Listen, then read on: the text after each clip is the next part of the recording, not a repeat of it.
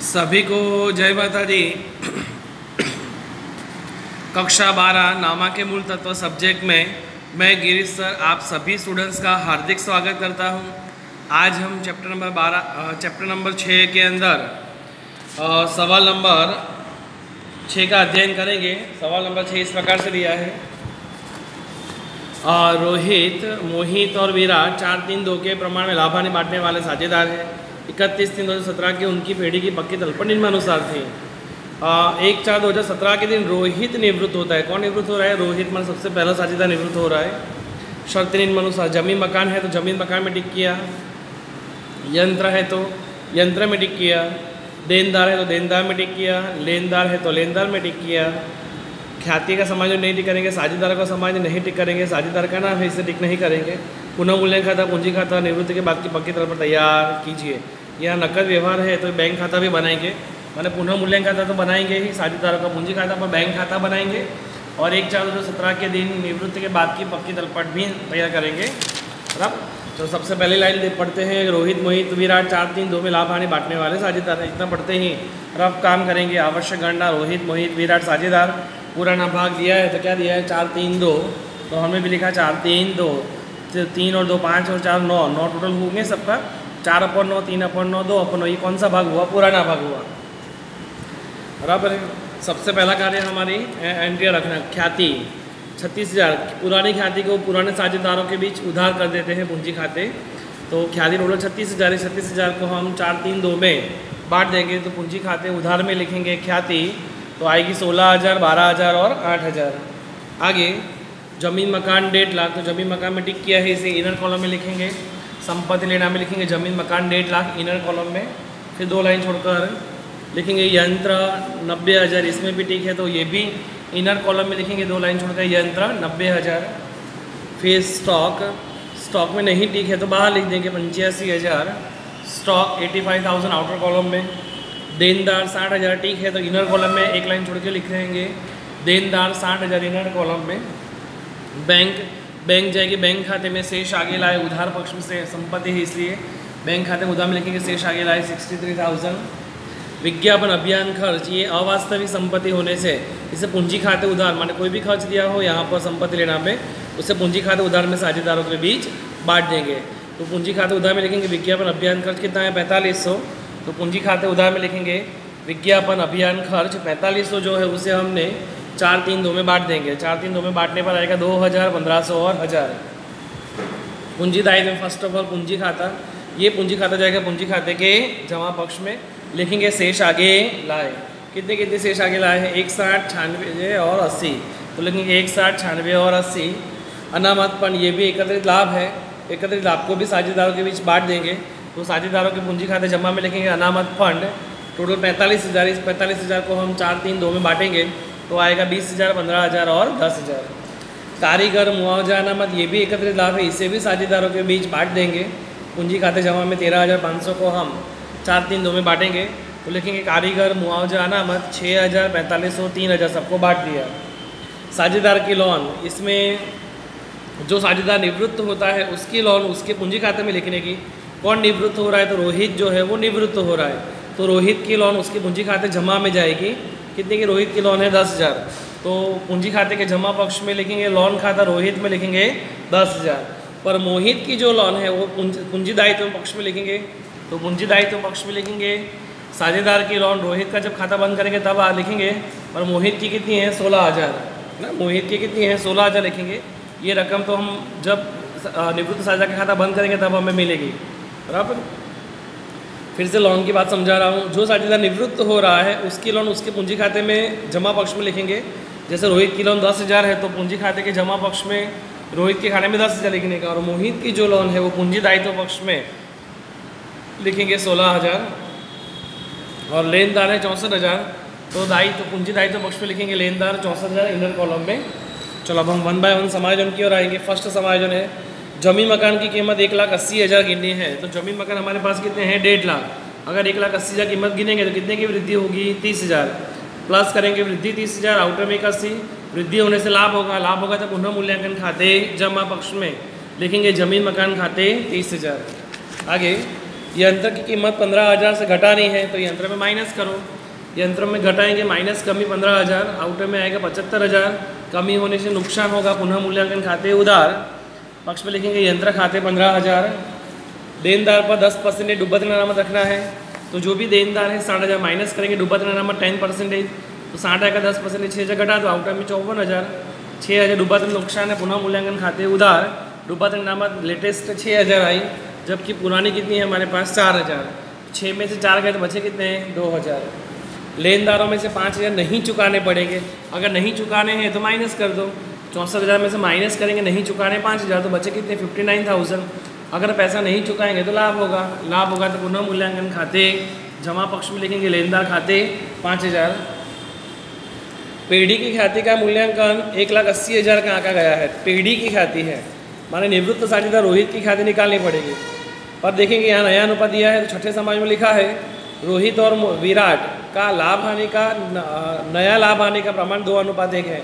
इसका नया भाग दे दिया है, नया भी है और पुराना भी है, तो लाभ का अनुपात निकालना पड़ेगा हमें। यहाँ पे कौन निवृत्त हो रहा है रोहित, तो बच्चा कौन साझेदार मोहित और विराट का अनुपात क्या दिया है 2:1। तो हम गणना में आएंगे, नया भाग मोहित और विराट का 2:1 है, 2 और 1 3 हुए तो 2/3 1/3। पुराना भाग तो यही था ही, ये नया भाग आया। पुराना भाग और नया भाग हो तो हम क्या ढूंढेंगे लाभ का भाग, लाभ तो जानते ही हो, नया भाग माइनस पुराना भाग, तो नया भाग सबसे पहले कौन देखेंगे मोहित, मोहित का नया भाग देखा जाए कितना है 2/3 माइनस पुराना भाग कितना है 3/9, सादु रूप देंगे तो कितना आता है 9/27, 3 से भागेंगे तो 3/9 आएगा।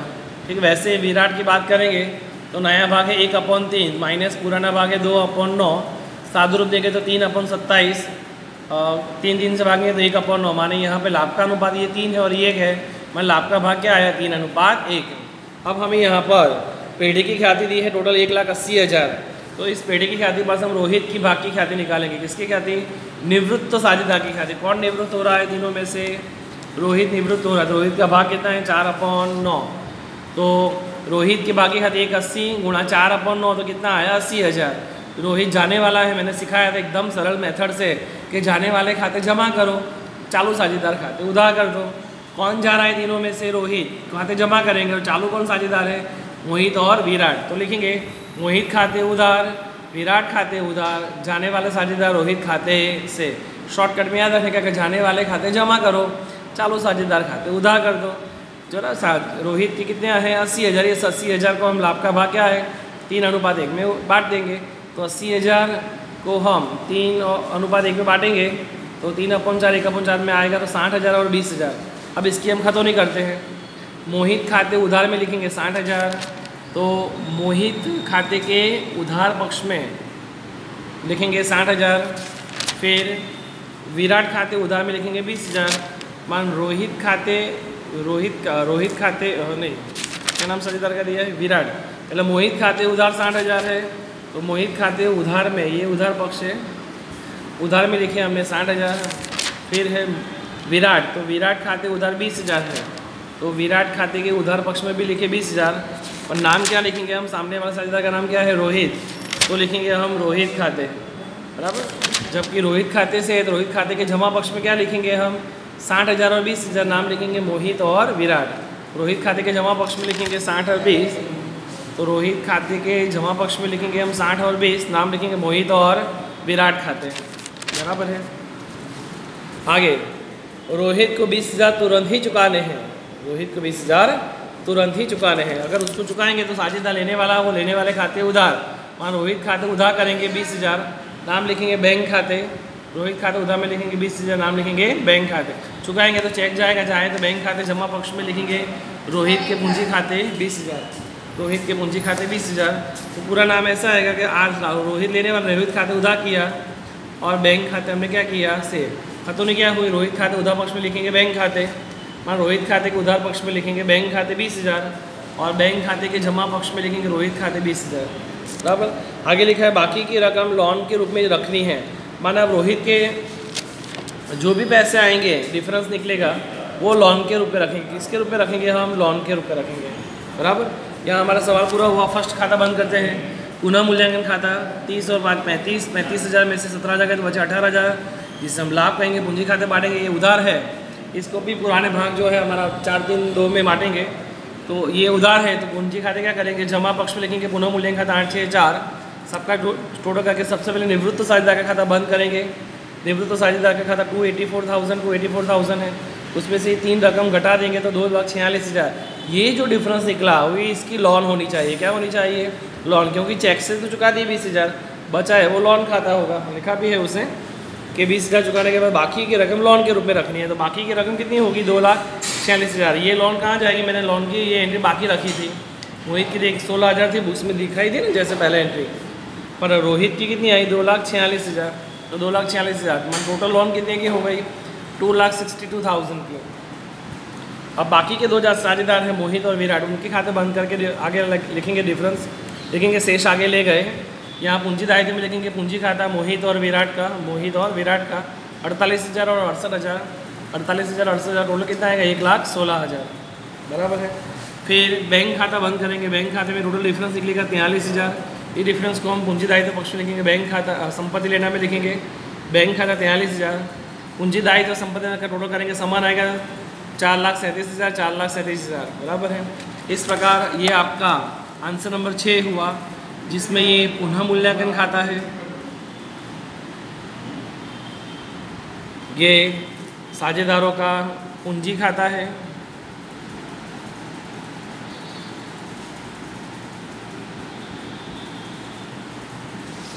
ये बैंक खाता है, और ये आपकी पक्की तलपट है।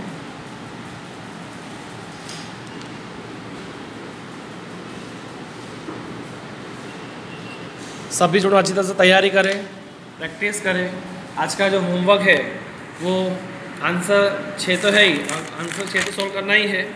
साथ साथ में आप सभी स्टूडेंट्स उदाहरण नंबर 13 जो दिया है, उदाहरण 13 जो पेज नंबर 227 पर है वो भी सॉल्व करोगे। माने उदाहरण 13 सॉल्व करोगे तब, जिसमें आपको रोजनामचा लिखना है। रोजनामचा मैंने आपको पिछले क्वेश्चन में सिखाया था, उसी हिसाब से रोजनामचा करोगे। पुनः मूल्यांकन खाता, पूंजी खाता और पक्की तलपट बनानी है। आगे तो आप जानते हो कि लाभ के अनुपात क्या था, पर ख्याति की प्रविष्टियाँ भी उन्होंने दी है बराबर है। तो सभी स्टूडेंट्स उदाहरण नंबर 23 सॉल्व करेंगे, और स्वाध्याय का अभी मैंने सिखाया वो सवाल हमें कौन सा सिखाया है, 6ठा, वो भी सॉल्व करेंगे। ओके, सभी स्टूडेंट्स को जय माता दी।